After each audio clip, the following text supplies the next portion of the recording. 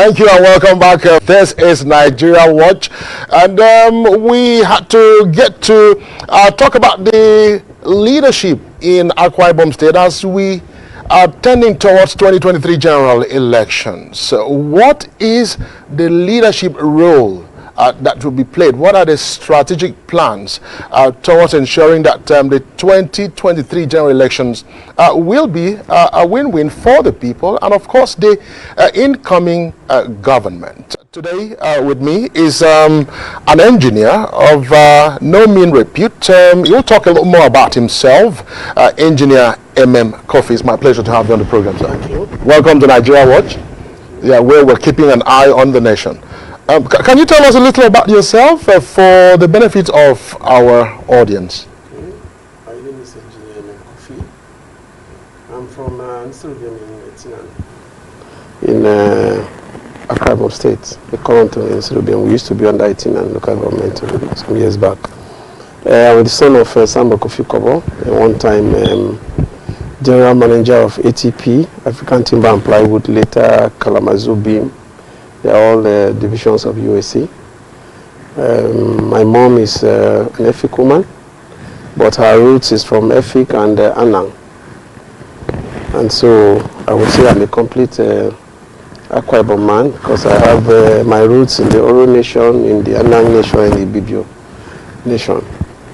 I attended my primary school in Saple, then in Bender State, later Zig Grammar School and Bethel Grammar School, and then I ended up in the University of Port Harcourt where I read had a degree in civil engineering and majored in structural engineering. Since then I've been practicing. I was involved with TStv and partners when during one of my ITs. We did the AKWA IBOM State Hall as well as the government house. TStv is a very renowned consulting firm in Nigeria. And then I proceeded, I worked with Spibatignos. It's a French company. We're involved in refinery construction and engineering pipeline. So the pipelines that were taking petroleum products from Port Harcourt refinery all the way to Suleja depot, and they were all built by us. I worked there. I have been with, during my formative years, I was also in Julius Berger, I was in Fujuru, I was in Dumes. So I got grounded in construction and also in consultancy. And I've done a couple of projects. Right now I manage some construction companies and real estate business.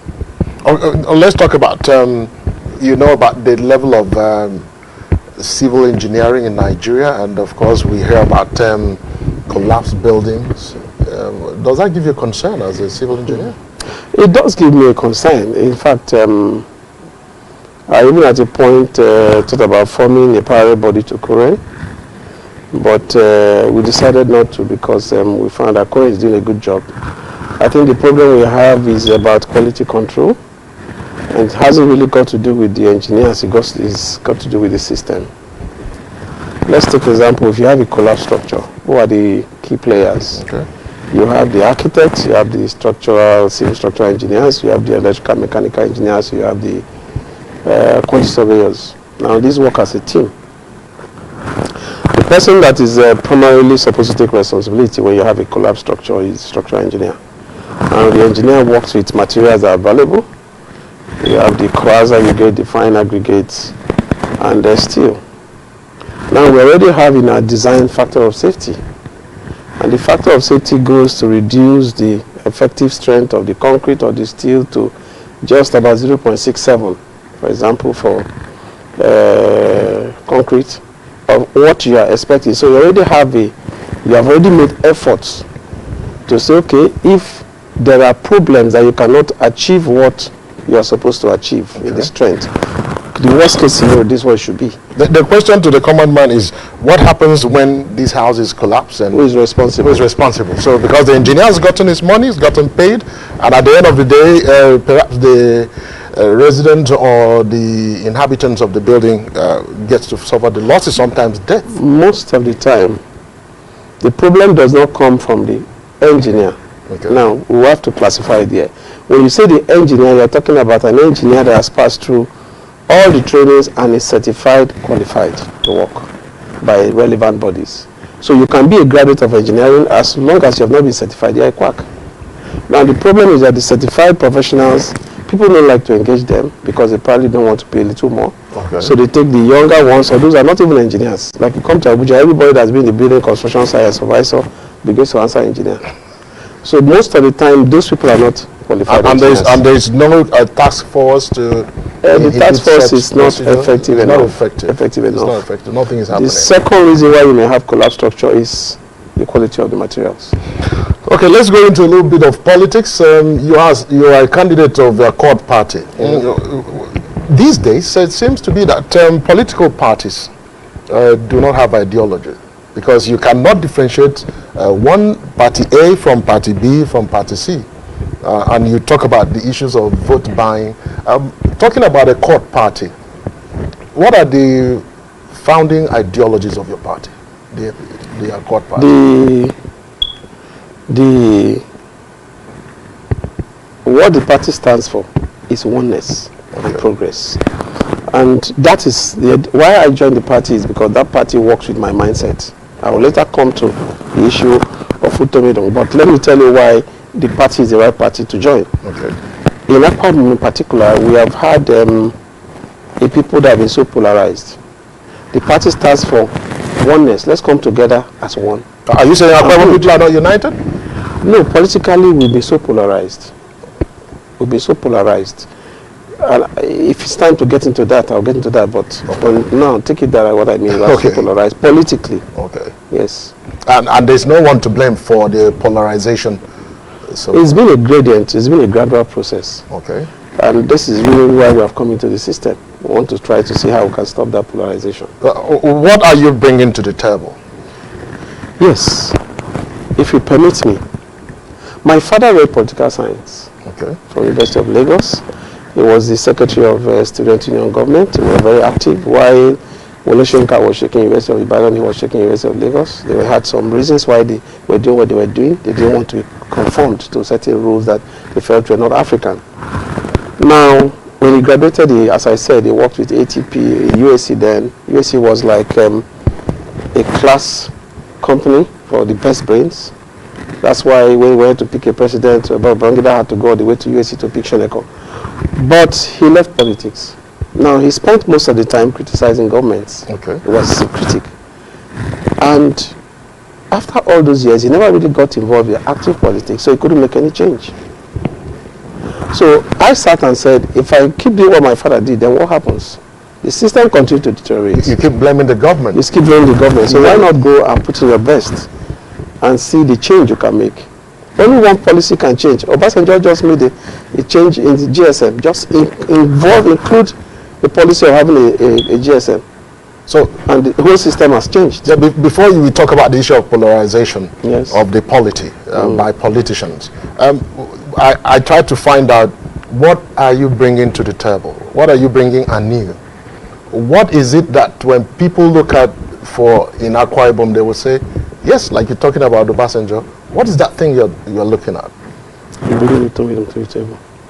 Can you tell us what Utomidong is synonymous with what the party stands for. Let's come together as one. Okay. And work right from the communities, communal effort, and build the state. So are you saying at the moment we had the former governor, Godswill Akpabio, we now have Udom Emmanuel, we had the seminar of blessed memory. Are you saying all of these people did not bring AKWA IBOM people together? Of course they did. But like any father who wants his son to be better than him. So it's been a process, but I think somewhere along the line, maybe we started derailing, we need to get back. You agree with me that the level of unity in AKWA IBOM today is not what it was in the time of Atta? Well, before I agree with that, you may have to convince me a lot more. What is happening now? Because we need to know what's happening. Let me give you a typical example. I go into AKWA IBOM as a businessman. Okay. I want to visit my home and I stay in a hotel. And I invite some friends that I've known in the system. And they say, I'm in so-so hotel. And they say, no, I cannot come. And I say, why? They say, oh, it's an APC hotel. And you know I'm a PDP man. So if I come there, I could be in trouble with the government of the day. What is that? That's polarization. So we've broken down the system that we have become enemies to ourselves. And some people have pointed out some hotel. I don't want to mention the hotel, but I went to that hotel, and I knew that hotel was doing very well in time of attack in the wet housing. And I saw the place so empty and dry, and I said, what's happening? He said, oh, the man's falling out of favor with government. And so if you are not in the camp of the government of the day, you don't have to. If you are in the camp of the government of the day, you don't have any business in that place. Now, I think we need to go beyond politics. The hotels, no matter the fact that I'm not very particularly pleased with the fact that we just have hotels in the state, is employing people from AKWA IBOM in the absence of industries in the state. And then we allow political polarization to make us want to run down those businesses because they do not belong to our camp, forgetting we have our brothers and sisters who are earning their living from those hotels and feeding their families with it. That is the polarization I'm talking about. Okay, let's assume that every other thing is in order in AKWA IBOM, including infrastructural development and all of this. What are you going to tell the people about your political party? The fact that, yes, come let's work together in unity, like you have said. What are the core issues that has not been addressed? Good. 2007, I'm not entirely new. I ran for House of Assembly. Okay. And when I went campaigning, all I was telling the youth, because I looked at the youth that were following me, running around, working very hard. I even had a master's holder among them. And I looked back when I graduated from University of Port Harcourt. Close to us was Federal University of Technology, we were sharing lecturers. I can tell you authoritatively that one of the best students in engineering were from AKWA IBOM. Most other departments. But when they come out of school, there were no jobs. Okay. We somehow did not have the people, the influence in the oil companies to have our people adequately employed. So when during the election, I looked around and I said, no, what we really need in this state is industrialization. Apart from mobile, what is there? That a graduate of engineering will work until he's comfortable, his salary is good enough. Or a graduate of management. All I saw was mobile. All the beginning and the end was mobile. There was no activity. So I kept telling people we should be looking at industrialization. They kept saying, no. You know, and I said, no problem. It's a matter of time. The oil money we're all expecting to come from Abuja, we didn't do someday. The world is going beyond oil. It's a gradual process. So what will we have if we don't have industrialization? And they didn't quite buy my idea. Now, I spoke like a prophet. From 2007 to today, the allocation has been dwindling and everybody is complaining. So what should we bring on the table differently? We should bring SMEs. Begin to empower the people from the grassroots. Empower people and then teach them, because that's another problem we have in AKWA IBOM, financial discipline. You see the average young man gets 1 million naira and he blows it. He doesn't talk about investment.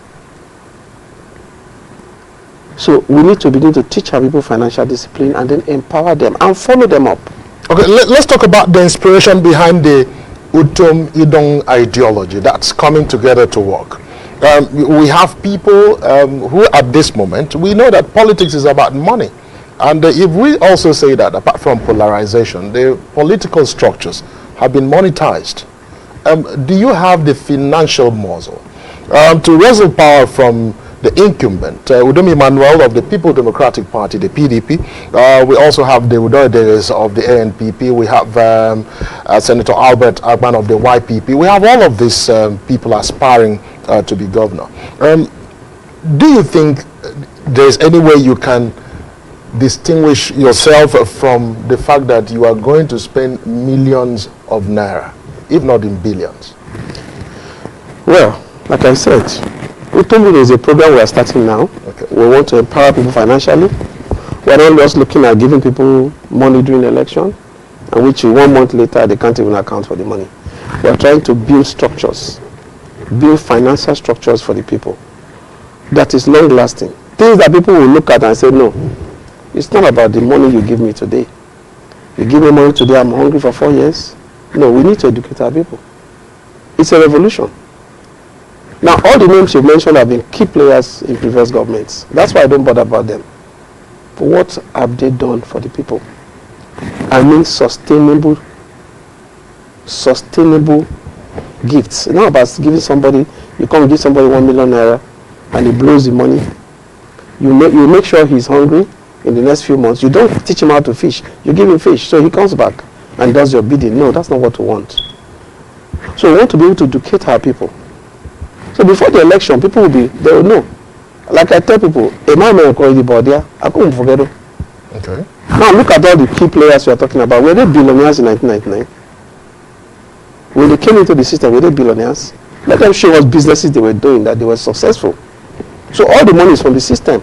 So if they give you the money, collect it. But you must decide to vote the right vote, because in a few years' time you'll be old. So what will you tell your children? In case you've just joined us, this is Nigeria Watch, and we are talking with the AKWA party gubernatorial candidate, talking about engineer Emem Coffie. You can call us on the number 0907-177-1985 in case you want to ask questions or make your contribution. But this seems to be a series to more of the discussions talking about the Utomedong issue. Yeah. Let's take in principles to say fortune smiles on you and you're the governor of Akwa Ibom, you become the governor of Akwa Ibom. In 100 days, what will people look at to and say, wow, we thank God this man came? It's not going to be commissioning some projects. That's not just it. Okay. You know, when people come in this century and tell you, I will build roads, I'll give you water, I say, wow. We are not in the 70s. There are basic infrastructure that the government should provide. But like I said, in the time of Akwabi did a wonderful job, he did roads. But the keke were running on the roads and Okada. Okay. Because the people were not empowered enough to have businesses that they could drive cars.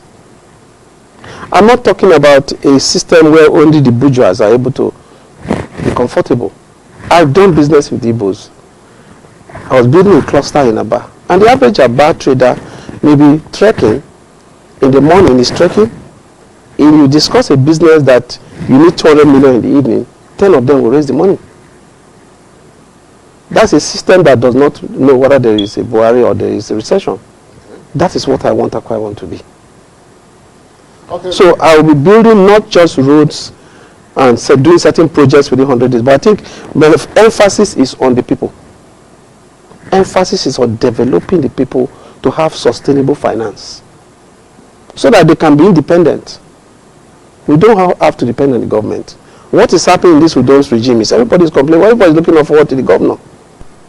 But if they all have their different businesses that are thriving, they will not know whether they shared rice or they didn't share rice. That's what we should be looking at. And just before we wrap things up, we'd like you to give us a little insight into, are you saying that the PDP government is not performing accreditably? That's a deep question. Now, I will tell you a little bit of my ideology or what I've believed in over years. I'm an engineer, but I philosophize. Okay. I'm the coordinator of JG Vanguard. It's an NGO that does humanitarian projects and also talks about sustainable governance. Okay. Now, the biggest problem we have in this country, not only in Akwa Ibom, is continuation. Continuity? Yes, continuity. The government comes in and now throws away everything the other government did. And so the effort of consultants and experts and the entire 8 years of that government is thrown away because somebody wants to prove that the other government did not do well. And so it becomes a vicious circle. As you do that, you create more enemies, and by the time you are leaving, another person comes and wants to credit himself. So I will not say that what PDP has done is zero. No, they've done very well, but it could be better. Thank you so much. We've been talking with Engineer Emem Coffie. This is the beginning of the conversation for what he calls oneness. Come, let's work together, Utomedong project. And of course, we want to say a very big thank you for finding time to be with us on the show. We will be continuing the conversation and looking forward to seeing you subsequently. I'm available. Do you want to say something to our audience before we go? Okay, I want to call on our brothers. We have, like I said, we have polarized ourselves so much. We have created so much animosity.